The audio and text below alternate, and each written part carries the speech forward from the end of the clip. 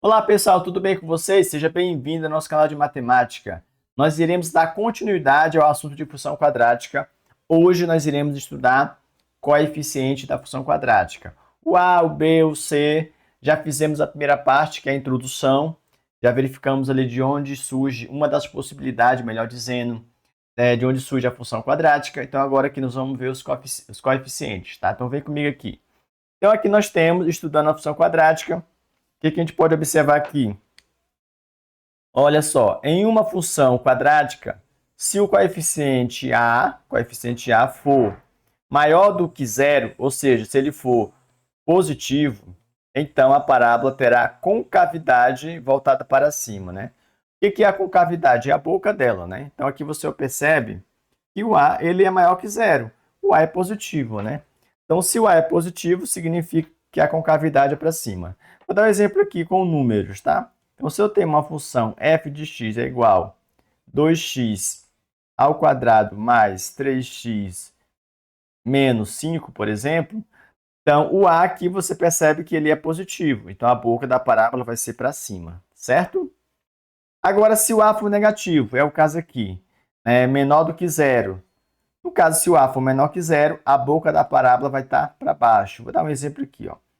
Essa mesma função, se ela fosse negativa aqui o valor do A, né?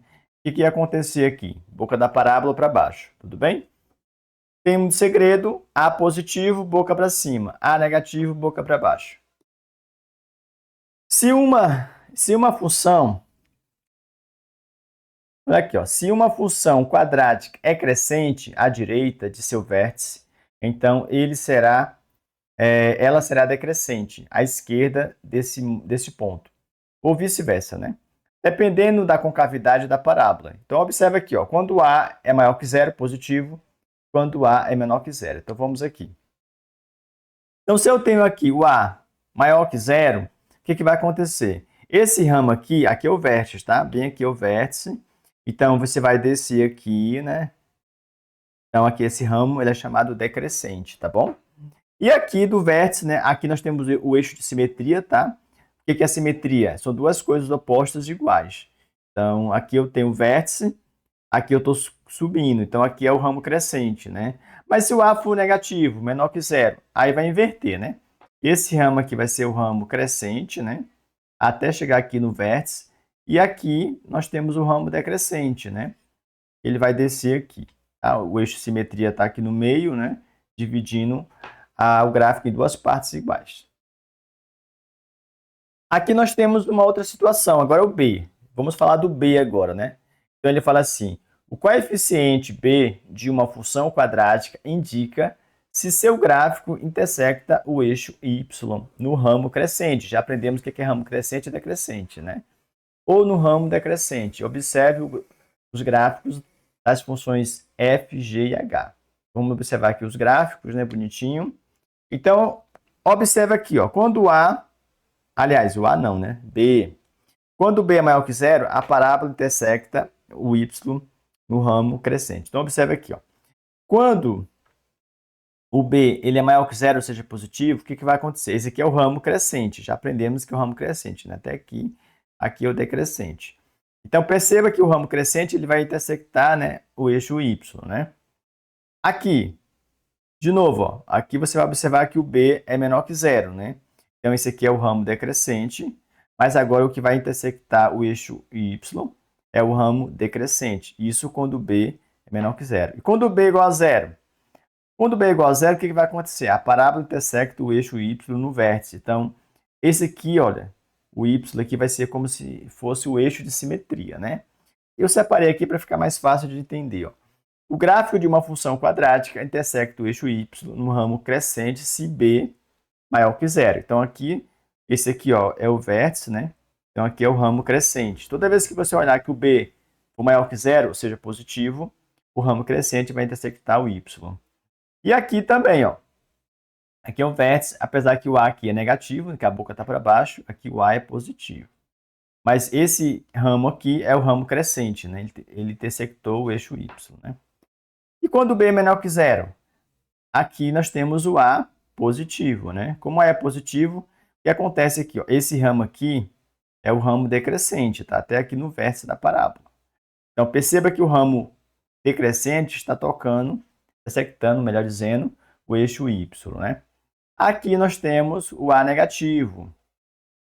Aqui é o vértice, né? Então, perceba que o ramo decrescente, né? Toda vez que o B for negativo, eu falei foi A, né? Não, tá certo, né?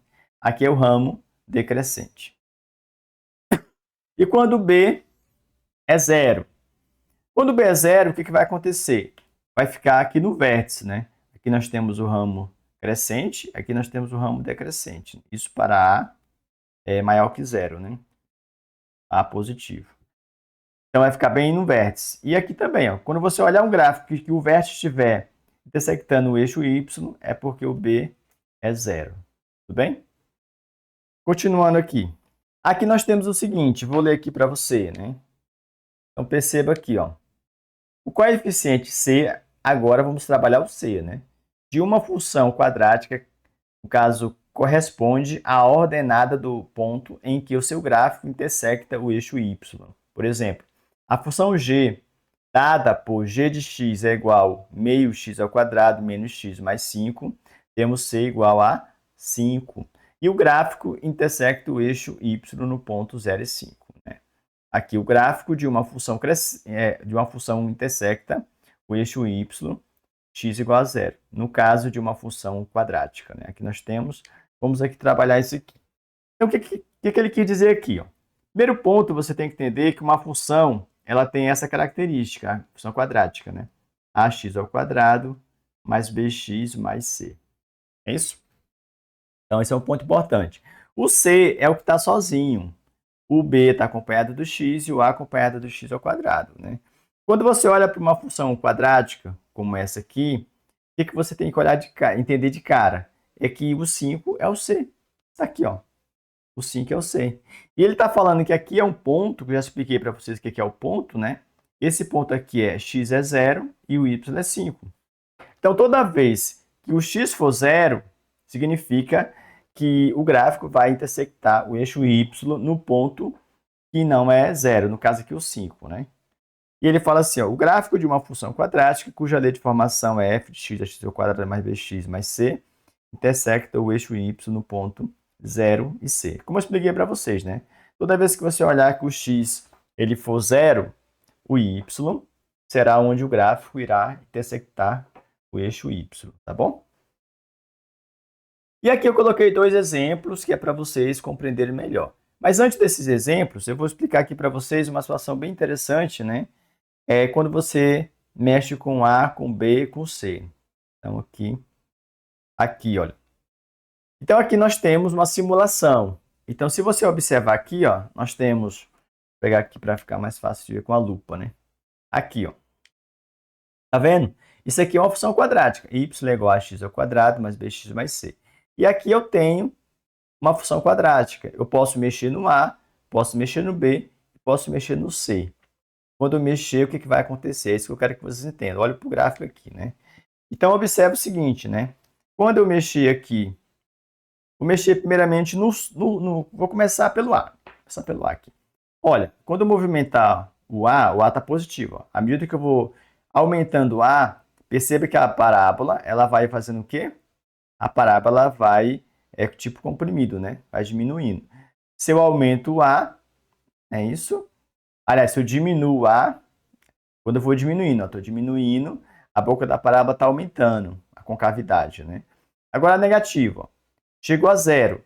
Quando chegar a zero, gente, aqui, o que vai acontecer? Não é uma função quadrática, tá?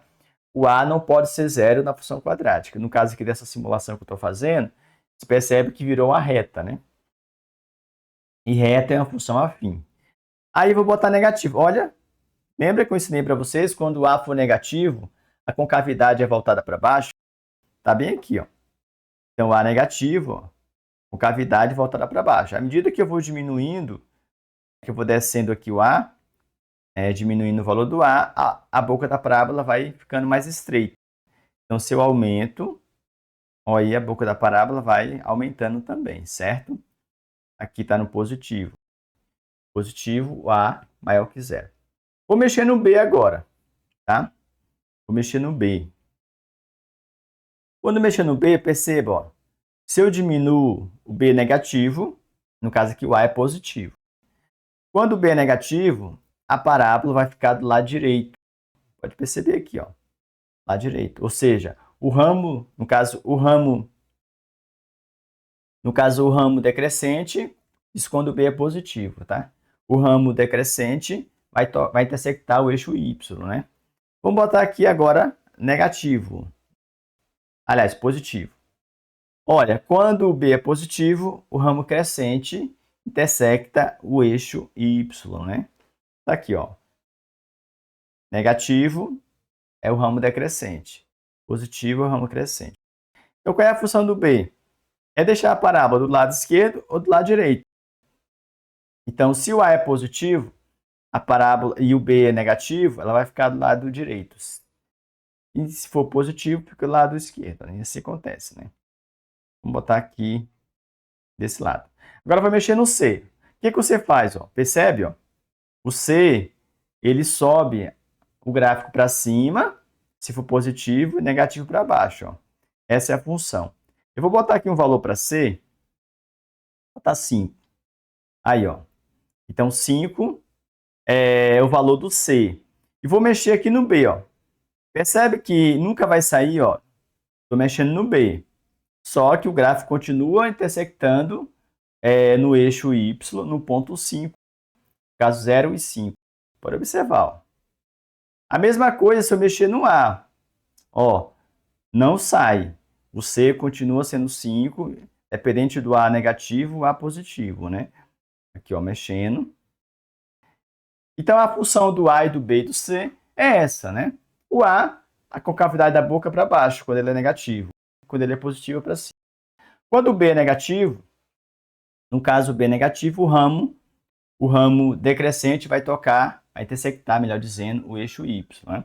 E quando o B é positivo, o ramo crescente intersecta o eixo Y. Né? No caso do C, só vai descer. Negativo, ele desce abaixo de 0, né? No caso do C. Se eu coloco positivo, ele vai assim. Tá bom? Então, isso eu queria mostrar para vocês aqui.